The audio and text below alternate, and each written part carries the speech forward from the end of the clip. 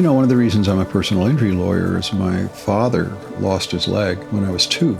He was in a motorcycle accident. Either because of that or, you know, as a factor, we grew up incredibly poor. I worked with my mother in a restaurant. I was the busboy. And she would always point out the people in the community who were the lawyers. Thought they were just so powerful and so, you know, the stature they had in the community.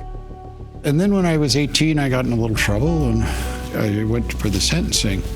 The judge was about to change my life. As I'm standing there and my knees are shaking, I mean, it's mind-numbing terror. Fortunately, you know, it was a small town back then. My mother was a waitress and he was a customer, and she went to him and he got him to change his mind. I realized I never want to be on this side of this ever again.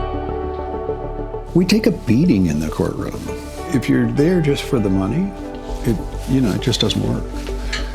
You have to be there with a purpose. There's very good reasons why we're afraid when we're in that courtroom. It has nothing to do with how strong you are, your character, even confidence is a skill. I didn't have any of these skills.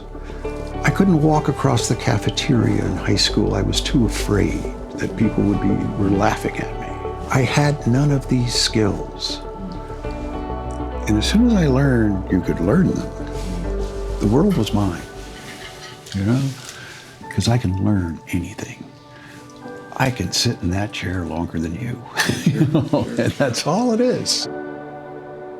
You have to have the humility to recognize you don't know what you're doing. Quit trying to convince people that you're this great trial lawyer. You're not. Neither am I.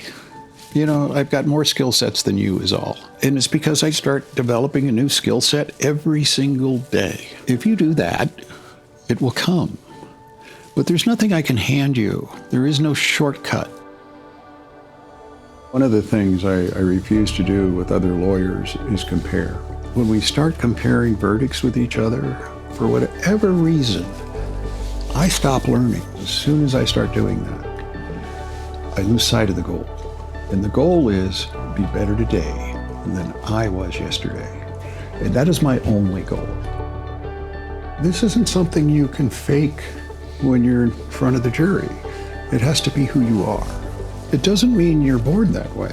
It means you have to practice those things and become that person. We need good lawyers now more than ever.